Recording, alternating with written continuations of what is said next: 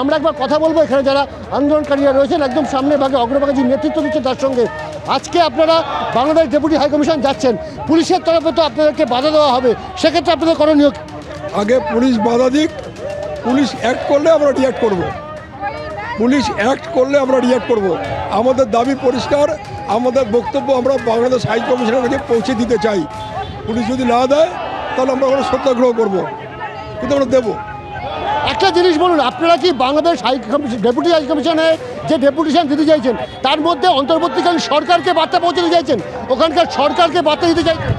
না, আমরা যেটা বলতে চাইছি যে একটা তো হচ্ছে হিন্দুদের উপর অত্যাচার বন্ধ করা, দ্বিতীয়ত যে মাদ্রাসাগুলোতে যে হিন্দু বিরোধী শিক্ষা দেওয়া হয় সেটা বন্ধ করা, এবং the source of Islamic fundamentalism, source of Islamic zealot, সেটাকে ধ্বংস করার জন্য কাফের, জিহাদ, পৌত্তলিকদের খুন করা, পৌত্তলিকদের ধর্ষণ করা যে বইয়ে লেখা আছে সেই বইয়ের অ্যামেন্ডমেন্ট চাইছি, বাংলাদেশে সেই বইয়ের অ্যামেন্ডমেন্ট চাইছি।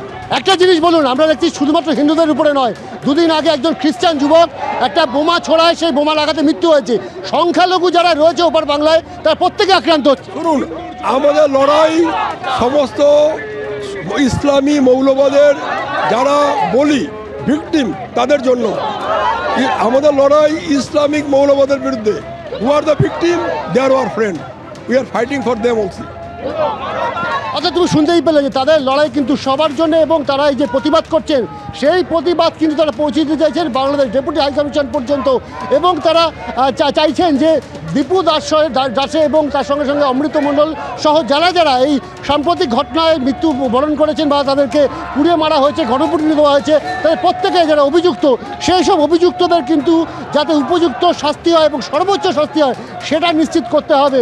একই সঙ্গে তারা ভারতবর্ষের যে সরকার সেই সরকারের বিরুদ্ধেও কিন্তু সরকার সম্পর্কে তাদের মন্তব্য যে দেশের সরকারকে কিন্তু চাপ তৈরি করতে হবে বাংলাদেশের উপর, সেখানকার সংখ্যালঘুদের অধিকার, সেই অধিকার যাতে ক্ষুণ্ণ না হয় সেদিকে নজর দিতে হবে। কারণ যেভাবে বাংলাদেশে গত 1.5 বছর ধরে টানা একেবারে জুলাই আন্দোলনের পর থেকে যেভাবে টানা সেখানে সংখ্যালঘু মানুষদের নিপীড়িত হচ্ছে, সেখানে সংখ্যালঘু মানুষরা আক্রান্ত হচ্ছে, তারই প্রতিবাদে কিন্তু আজকে তারা মিছিল বের করেছে, এবং এই মিছিল বেগবাগান পর্যন্ত যাবে। পুলিশের তরফে যদি সেখানে আটকানো হয়, পুলিশ কি অ্যাক্ট করছে দেখে পরবর্তীতে রিয়াক্ট করবে, এমনটা কিন্তু জানাচ্ছেন এই হিন্দু সংগঠনের নেতৃত্ব। অনির্বাণ, তুমি আমাদের সঙ্গে থাকো। আপনারা শুনলেন যে যারা সনাতনী রয়েছেন তাদের প্রতিনিধিরা তারা যে কথা বলছেন যে বেগবাগান পর্যন্ত মিছিল আটকানো হবে, মিছিল যেতে দেওয়া হবে, পুলিশের তরফে যে সিদ্ধান্ত নেওয়া হয়েছে তারা ডেপুটেশন যেমন করেই হোক, তাদের আটকানো হলেও কিন্তু তারা ডেপুটেশন জমা দেবে। আবার কথা বলবো আমাদের প্রতিনিধি অনির্বাণের সঙ্গে। অনির্বাণ, আর খুব বেশি দেরি নেই বেগবাগান, সেই জায়গা থেকে এই মুহূর্তে পুলিশি ব্যবস্থা কি দেখতে পাচ্ছ, ছবিটা যদি একবার দেখানো যায়। দেখো, তোমাকে প্রথমে জানিয়ে রাখি যে প্রচুর সংখ্যায় কিন্তু পুলিশ মোতায়েন করা হয়েছে। আমার ক্যামেরা পার্সন দীপ্তেন্দুকে দেখাতে বলবো একবার ক্যামেরা ঘুরিয়ে যে সামনে কিন্তু প্রচুর সংখ্যায় পুলিশ রয়েছে, পুলিশ সামনে যাচ্ছে, মাঝখানে রয়েছে মিছিল, এবং মিছিলের শেষ ভাগে কিন্তু আরও পুলিশ রয়েছে। অর্থাৎ পুলিশের তরফ থেকে কিন্তু একেবারে একটা বলা আগে পিছু পুলিশ এই আন্দোলনকে রেখে, মাঝখানে আন্দোলনকে রেখে আগে পিছু কিন্তু পুলিশ রাখা হয়েছে। পুলিশের তরফ থেকে যেটা বলা হচ্ছে যে কোনো ধরনের কোনো অপ্রীতিকর ঘটনা ঘটলে আইনানুগ যে ব্যবস্থা সেই ব্যবস্থা কিন্তু নেওয়া হবে এই মিছিলের যারা উদ্যোক্তা তাদের বিরুদ্ধে। কারণ গত 23 তারিখ আমরা জানি যে এরকমই একটি মিছিল বাংলাদেশ ডেপুটি হাইকমিশনকে লক্ষ্য করে সেখানে গিয়েছিল, তাদের প্রতিবাদ কর্মসূচি ছিল, কিন্তু সেই প্রতিবাদ কর্মসূচি কিন্তু কার্যত একটা ধুন্ধুমার পরিস্থিতি তৈরি হয়। ব্যারিকেড ভেঙে একেবারে ডেপুটি হাইকমিশনের দিকে যে এগিয়ে যাওয়ার চেষ্টা করেন তারা, এবং সেই সময় পুলিশকে কিন্তু লাঠিচার্জ করতে হয়েছে। স্বাভাবিকভাবে এই ঘটনা যাতে পুনরাবৃত্তি না হয় সেই বার্তা কিন্তু পুলিশের তরফে মিছিল শুরুর আগেই উদ্যোক্তাদের কাছে পৌঁছে দেওয়া হয়েছে। উদ্যোক্তাদের তরফে যেটা বলা হচ্ছে, পুলিশ বেগবাগানে পৌঁছানোর পর যে কী ধরনের অ্যাক্ট করছে সেটা দেখে তারা পাল্টা রিয়াক্ট করবে। এখন প্রশ্ন হচ্ছে পাল্টা রিয়াক্টটা কী?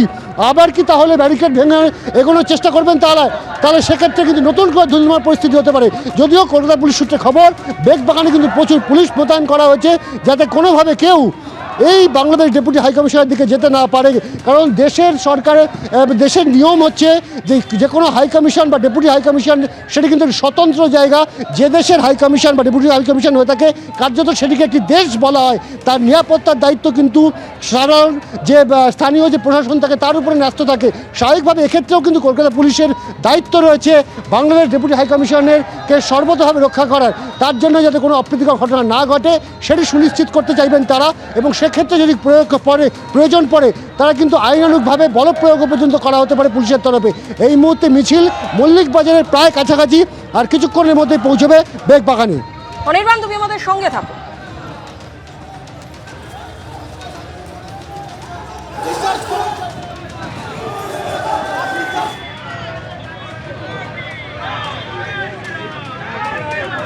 বাংলাদেশে হিন্দুদের হিংসার ঘটনার প্রতিবাদে শিয়ালদা স্টেশন থেকে সনাতনীদের যে মিছিল শুরু হয়েছে আপনারা দেখছেন, ইতিমধ্যেই মল্লিক বাজারে এসে পৌঁছে গিয়েছে সেই মিছিল।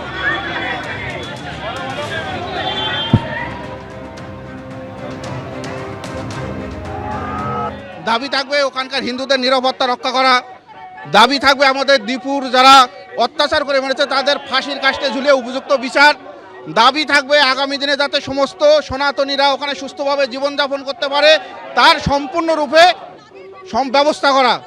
এছাড়াও যদি না থাকতে পারে হিন্দুরা ওখানে, তাহলে হিন্দুদের জন্য আলাদা রাষ্ট্র ব্যবস্থা ওখান থেকে কেটে করে দেওয়া। একটা জিনিস বলুন, পুলিশের তরফ থেকে তো বেগবাগানের পর আপনাকে এগোতে দেওয়া হবে না, সেক্ষেত্রে আপনারা কি করবেন? না, পুলিশে যে অবস্থা আছে সে আমাদের ডেপুটেশন আমরা দেবই। এরপরে পুলিশ যদি ওখানে আমাদের বাধা দেয়, যদি আমাদের ওখানে না যেতে দেয়, তাহলে আমাদের হিন্দু সমিতির যে সিদ্ধান্ত আছে আমরা যে ডেপুটেশন দেবই, এটাই আমাদের সিদ্ধান্ত। বাংলাদেশে হিন্দুদের বিরুদ্ধে হিংসার ঘটনার প্রতিবাদে দেশের বিভিন্ন জায়গায় চলছে বিক্ষোভ কর্মসূচি, মিছিল। একদিকে আপনাদের শিয়ালদা স্টেশন থেকে সনাতনীদের যে মিছিল, সেই মিছিলের ছবি তুলে ধরছি। অন্যদিকে এবার পুরীর ছবি দেখাবো, যেখানে পুরীর জগন্নাথ মন্দিরের সামনে প্রতিবাদ মিছিল বিশ্ব হিন্দু পরিষদ ও বজরং দলের।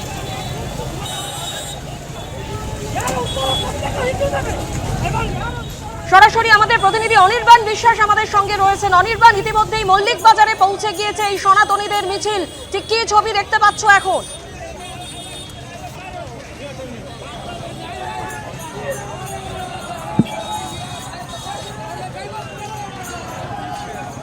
যান্ত্রিক কারণে আমাদের প্রতিনিধির সঙ্গে যোগাযোগ বিচ্ছিন্ন হয়ে গেছে, আবার আমরা যোগাযোগ করবার চেষ্টা করছি। বাংলাদেশে হিন্দুদের বিরুদ্ধে হিংসার ঘটনা, তারই প্রতিবাদে শিয়ালদা স্টেশনে সনাতনীরা বিক্ষোভ দেখা এই মুহূর্তে মিছিল করে তারা ধীরে ধীরে এগিয়ে চলেছে বাংলাদেশের ডেপুটি হাই কমিশন অফিস পর্যন্ত। যদিও পুলিশের তরফে বলা হয়েছে যে বেগবাগান পর্যন্ত মিছিল যাওয়ার পর তা আটকানো হবে, খবর পুলিশ সূত্রে। এবিপি আনন্দ এগিয়ে থাকে, এগিয়ে রাখে।